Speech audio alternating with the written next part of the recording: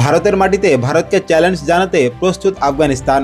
রশিদ খান থেকে রহমানুল্লাহ গুরবাজ, মোহাম্মদ নবী থেকে ফজল হক ফারুকী সব বড় তারকাকে নিয়ে 15 সদস্যের দল ঘোষণা করেছে আফগানিস্তান।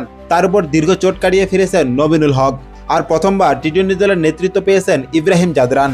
অর্থাৎ ভারতের মাটিতে এবার আফগানিস্তান নামছে নিজেদের সেরা অস্ত্র নিয়েই। তাহলে এই দল কতটা শক্তিশালী এবং ভারতকে চাপে ফেলতে তাদের আসল অস্ত্র কোথায়, চলুন জেনে নেই বিস্তারিত। ভারতের বিপক্ষে 3 ম্যাচের টি-20 সিরিজকে সামনে রেখে শক্তিশালী 15 সদস্যের দল ঘোষণা করেছে আফগানিস্তান। সবচেয়ে বড় পরিবর্তন এসেছে নেতৃত্বে। প্রথমবারের মতো টি-20 দলের অধিনায়ক হিসেবে দায়িত্ব পেয়েছেন ইব্রাহিম জাদরান। ফলে ব্যাটিংয়ের পাশাপাশি নেতৃত্বের ক্ষেত্রেও নতুন অধ্যায় শুরু হতে যাচ্ছে তার জন্যে।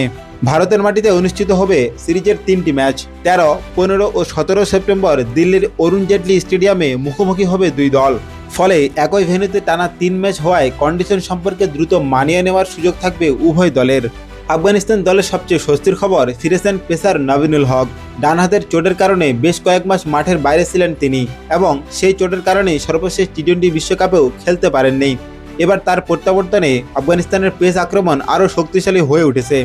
নবীনের সঙ্গে দলে আছেন ফজল হক ফারুকী ও আবদুল্লাহ আহমদ জাই।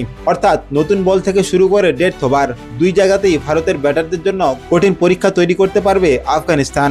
বিশেষ করে ফারুকীর বাঁহাতি পেস এবং নবীনের বৈচিত্র্য ভারতের টপ অর্ডারের জন্য অস্বস্তির কারণ হতে পারে।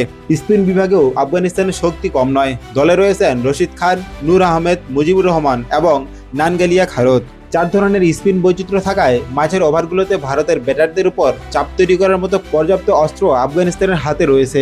রশিদের উপস্থিতি অবশ্য আফগানিস্তানের সবচেয়ে বড় শক্তির জায়গা। বিশ্বের অন্যতম সেরা টি-20 লেগ স্পিনার হিসাবে তার অভিজ্ঞতা যে কোনো ম্যাচের মোড় ঘুরিয়ে দিতে পারে। সঙ্গে রয়েছেন অভিজ্ঞ অলরাউন্ডার মোহাম্মদ নবী ও গুলবাদিন নাইব। ফলে তরুণ ও অভিজ্ঞতার মধ্যে ভারসাম্য তৈরির চেষ্টা স্পষ্ট। উইকেট কিপার হিসেবে প্রথম পছন্দ রহমানুল্লাহ গুরবাজ। আক্রমণাত্মক ব্যাটিংয়ের জন্য পরিচিত এই ওপেনার ভারতের বিপক্ষে শুরুতে রান এনে দিতে পারেন। তার বিকল্প হিসেবে রাখা হয়েছে নূর রহমানকে। ব্যাটিং লাইনআপে গুরবাজের পাশাপাশি রয়েছেন সাদিকুল্লাহ অটল ও দারুশ রসুলের মতো ক্রিকেটাররা। ইব্রাহিম জাদরান নিজেও দলের অন্যতম গুরুত্বপূর্ণ ব্যাটিং স্তম্ভ। ফলে ভারতের শক্তিশালী বোলিং আক্রমণের বিপক্ষেও রান করার মতো পর্যাপ্ত বিকল্প রয়েছে আফগানদের হাতে। আফগান ক্রিকেটের প্রধান নির্বাহী নাসিব খান জানিয়েছেন, দল নির্বাচন করা হয়েছে ভারসাম্যকে গুরুত্ব দিয়ে। ব্যাটিং ও বোলিংয়ের পাশাপাশি স্পিন, পেস এবং অভিজ্ঞ তরুণদের মধ্যে সমন্বয় রাখার চেষ্টা করা হয়েছে। ভারতের মাটিতে ভারতের বিপক্ষে খেলা সবসময় কঠিন, আর এই সিরিজের আফগানিস্তানের সামনে চ্যালেঞ্জ আরও বড়। কারণ প্রতিপক্ষের ব্যাটিং লাইনআপ অত্যন্ত শক্তিশালী এবং ঘরের মাঠে ভারতের আত্মবিশ্বাসও আলাদা। তবে আফগানদের দলে এবার যে ভারসাম্য রয়েছে তাতে তাদের একেবারেই হালকা করে দেখার সুযোগ নেই।